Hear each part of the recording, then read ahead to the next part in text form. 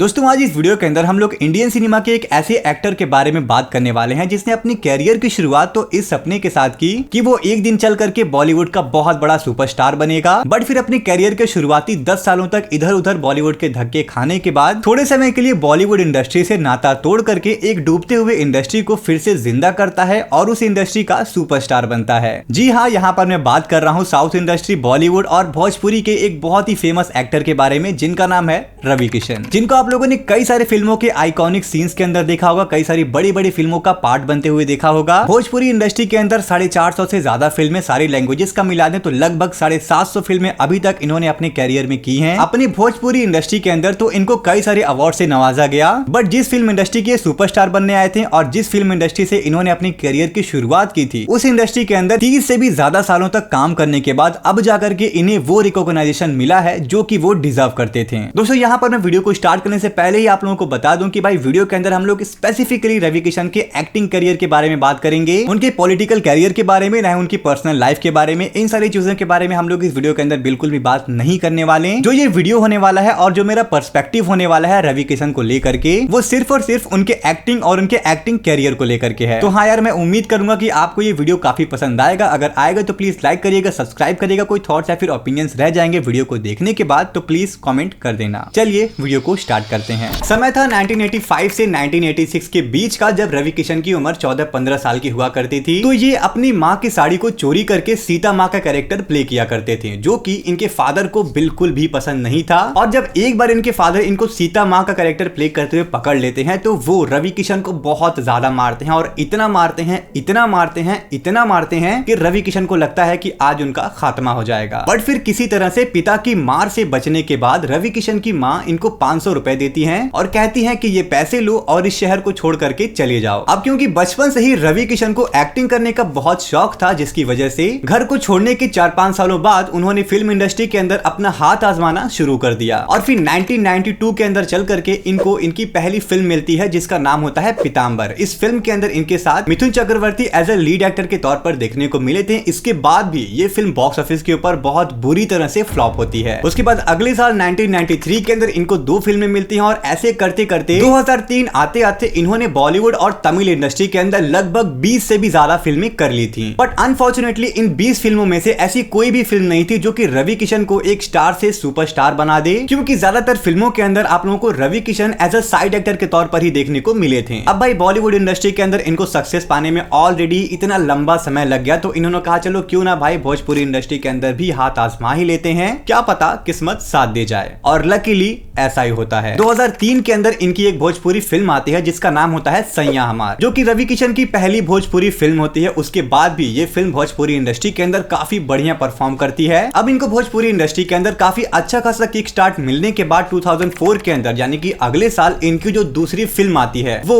इनको रातों रात भोजपुरी इंडस्ट्री के अंदर स्टार से सुपरस्टार बना देता है, जहां पर पहले रवि किशन का लेवल यहाँ था और अब सीधे यहाँ पहुंच जाते हैं। इस फिल्म का नाम होता है पंडित जी बताई ना ब्याह कब हुई, सॉरी ब्याह कब हुई। और ये बात मैं आप लोगों को तब की बता रहा हूँ जब भोजपुरी इंडस्ट्री उतनी अच्छी तरह से इवॉल्व भी नहीं हुई थी। भोजपुरी फिल्मों का जो मार्केट था वो काफी छोटा हुआ करता था। आप लोगों को बहुत बड़े एक्टर्स देखने को नहीं मिलते थे, बहुत बड़े डायरेक्टर्स देखने को नहीं मिलते थे, प्रोड्यूसर्स देखने को नहीं मिलते थे। उसके बाद भी 2004 के अंदर रिलीज हुई इस फिल्म ने जो बवाल मचाया था भोजपुरी सिनेमा के अंदर, उसने एक बेंचमार्क सेट कर दिया कि अगर आप भोजपुरी फिल्म बना रहे हो तो भाई कम से कम इस लेवल का तो होना ही चाहिए। और इस फिल्म को करने के बाद लिटरली भाई साहब रवि किशन ने भोजपुरी इंडस्ट्री के अंदर 400 से भी ज्यादा फिल्में की, जो कि भाई अपने आप में ही एक बहुत बड़ी बात है। और ये बताते हैं कि इन्होंने एक साल में 15 फिल्में, 17 फिल्में, 13-14 फिल्में बहुत आराम से की हैं। और इस बीच रवि किशन का भोजपुरी इंडस्ट्री के अंदर जो स्टारडम था ना, वो भाई साहब बिल्कुल नेक्स्ट लेवल था। उस समय भोजपुरी इंडस्ट्री के अंदर रवि किशन के आसपास भी कोई नहीं था। हर एक्टर, हर डायरेक्टर इनको अपनी फिल्म के अंदर कास्ट करना चाहता था और भोजपुरी इंडस्ट्री के अंदर रवि किशन उस लेवल पर बैठे थे जहां पर आज के समय में शाहरुख खान बॉलीवुड के अंदर हैं, या फिर शायद उससे भी ऊपर। बट दोस्तों आप लोगों ने बहुत बार सुना होगा कि अगर कोई पर्टिकुलर सुपरस्टार अपनी इंडस्ट्री के अंदर बहुत बढ़िया कर रहा है, अपनी इंडस्ट्री के अंदर सुपरस्टार है, सबसे बड़ा एक्टर है, तो वो किसी और इंडियन फिल्म इंडस्ट्री के अंदर छोटे मोटे रोल्स करने से कंप्लीटली अवॉइड करता है, क्योंकि भाई वो बंदा तो अपनी इंडस्ट्री के अंदर तो बादशाह है, बट दूसरी इंडस्ट्री के अंदर साइड कैरेक्टर के तौर पर अगर उसको कास्ट किया जाए तो ये चीज उसके फैंस को उतनी पसंद नहीं आती। और ये सीन रवि किशन के केस में भी था, जहां पर रवि किशन भोजपुरी इंडस्ट्री के अंदर एक सुपरस्टार थे, वहीं आज भी वो बॉलीवुड इंडस्ट्री के अंदर कई सारे सारे साइड रोल्स के अंदर आप लोगों को नजर आते हैं, जिनमें से उनका कुछ रोल काफी फनी होता है जो कि डेफिनेटली उनके कैरेक्टर को जस्टिफाई नहीं करता, बट फिर भी वो उन कैरेक्टर्स को प्ले करते हैं। और शायद से आप में से बहुत ही कम लोगों को पता होगा कि इनिशियली रवि किशन को गैंग्स ऑफ वासेपुर फिल्म के अंदर भी कास्ट किया जाना था, और वो भी किसी छोटे मोटे कैरेक्टर के लिए नहीं बल्कि मेन एक्टर के तौर पर। बट क्योंकि उस समय रवि किशन अपने कैरियर के पीक पर थे, तो किसी ने गैंग्स ऑफ वासेपुर मूवी के डायरेक्टर अनुराग कश्यप के कान में जाकर के बोल दिया कि रवि किशन तो दूध से नहाते हैं और फूल के पंखुड़ियों के बिस्तर पर सोते हैं, जो कि शायद से अनुराग कश्यप को पसंद नहीं आया और उन्होंने रवि किशन को गैंग्स ऑफ वासेपुर फिल्म के अंदर कास्ट नहीं किया। और आप लोगों को तो पता ही होगा कि भाई गैंग्स ऑफ वासेपुर फिल्म के अंदर जो जो एक्टर जो कैरेक्टर था वो आज किस लेवल पर बैठा है। बट इस बात से भी डिनाई नहीं किया जा सकता है कि रवि किशन भी एक समय पर उसी फिल्म का पार्ट होने वाले थे। आप लोगों ने रवि किशन को बहुत सारी फिल्मों के अंदर, कई सारी बॉलीवुड तमिल इंडस्ट्री की फिल्मों के अंदर देखा होगा। एंड भाई लिटरली जिस तरह से ये अपने कैरेक्टर्स को पोर्ट्रे करते हैं, जिस तरह से ये अपने कैरेक्टर्स को स्विच करते हैं, वो बहुत ही ज्यादा आउटस्टैंडिंग है। किसी भी एक सिंगल फिल्म के अंदर आप ऐसा नहीं कह सकते हो कि रवि किशन का जो काम था वो बढ़िया नहीं था। हाँ, ये बात सच है कि मैंने इनकी भोजपुरी फिल्में नहीं देखी हैं, ना ही मैं भोजपुरी सिनेमा का बहुत बड़ा फैन हूँ, पर इनकी जितनी भी साउथ इंडस्ट्री की फिल्में आई हैं, बॉलीवुड की फिल्में आई हैं, उनमें से जिन फिल्मों को मैंने देखा है, उन सभी फिल्मों को देखने के बाद मैं ये बहुत इजीली बोल सकता हूँ कि रवि किशन एक बहुत ही आला दर्जे के एक्टर हैं। ओके, आला दर्जा कुछ ज्यादा हिंदी हो गया, बट ठीक है, कह सकते हो कि भाई एक बहुत ही टॉप क्लास के एक्टर हैं। बट यहाँ पर अब जो चीज मैं आप लोगों को रवि किशन के बारे में बताने वाला हूँ, उसको जान करके शायद से बहुत सारे लोगों को बिलीव भी नहीं होगा। दोस्तों, यहाँ पर मैं आप लोगों को बता दूं कि जब 1992 के आसपास रवि किशन फिल्म इंडस्ट्री के अंदर एंटर करते हैं, तो वो अपने माइंड के अंदर फिक्स करके आए होते हैं कि भाई मैं बॉलीवुड इंडस्ट्री के अंदर सुपरस्टार बन के रहूंगा।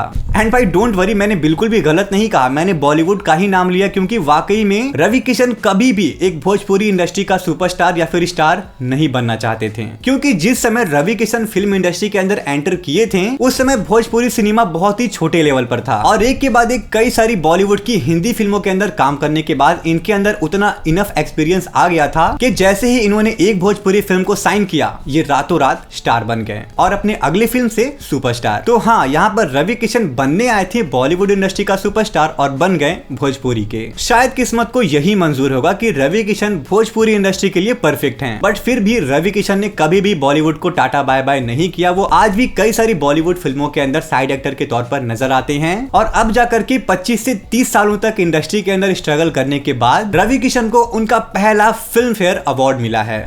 बहुत लंबी यात्रा है, जैसे मैंने पहले भी कहा कि लोग चल कर आते हैं, मैं रेंग कर ऊपर आया हूँ। और वो भी एक ऐसे फिल्म के लिए जो फिल्म थिएटर्स के अंदर तो फ्लॉप रही, बट इस फिल्म को इंडिया की तरफ से ऑस्कर्स के लिए नॉमिनेट किया गया। जी हाँ, यहाँ पर मैं बात कर रहा हूँ किरण राव और आमिर खान की लापता लेडीज मूवी की। शायद से आप में से कुछ लोगों को पता होगा कि भाई इस फिल्म के अंदर इंस्पेक्टर मनोहर का जो कैरेक्टर है, उस कैरेक्टर को प्ले करने का मन सबसे पहले आमिर खान का था। आमिर खान ने इस कैरेक्टर को प्ले करने के लिए ऑडिशन भी दिया, बट उनकी एक्स वाइफ यानी कि किरण राव ने ही उनको इस फिल्म के अंदर कास्ट करने से रिजेक्ट कर दिया, और आमिर खान को चूज करने के बदले उन्होंने रवि किशन को चूज किया। और फिर जब ये फिल्म पूरी तरह से बन करके कंप्लीट हो गई और आमिर खान ने इस फिल्म को रवि किशन के साथ बैठ करके थिएटर में एंजॉय किया, और यहाँ पर रवि किशन के काम को देखने के बाद आमिर खान ने कहा कि शायद मैं ये काम आपके जितना परफेक्ट नहीं कर पाता, you have done a great job. इस फिल्म के अंदर इंस्पेक्टर मनोहर का ये जो कैरेक्टर था, ये आमिर खान का फेवरेट कैरेक्टर था, और आमिर खान के फेवरेट कैरेक्टर को ही उनसे बेटर रवि किशन ने प्ले किया। कानून कहते हैं इसे।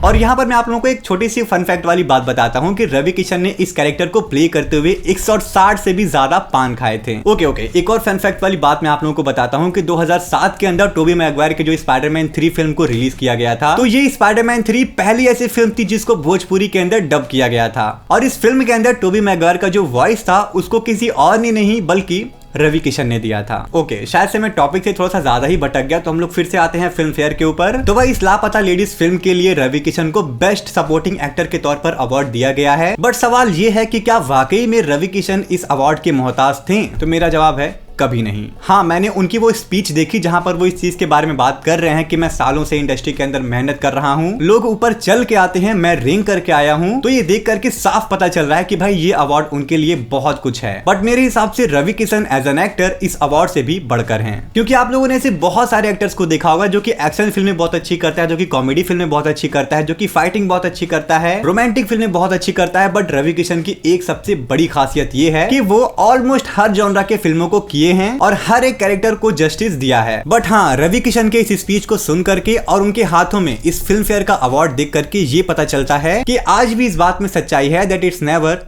To late.